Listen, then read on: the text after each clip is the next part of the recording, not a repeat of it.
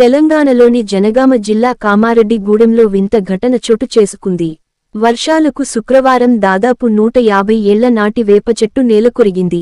దీంతో ఆ వృక్షాన్ని తొలగించేందుకు మిషన్తో కట్ చేయగా ఓ కొమ్మ నుంచి భారీగా నీరు ఉబికి వచ్చింది. దీనికి సంబంధించిన వీడియో ఇప్పుడు వైరలవుతోంది. ఈ ఘటనను చూసిన స్థానికులు ఆశ్చర్యం వ్యక్తం చేశారు. మరికొందరు ఆ నీటిని తాగి స్వచ్ఛంగా ఉన్నాయని చెప్పారు. అయితే నీరు ఎలా వచ్చిందనేది తెలియాల్సి ఉంది.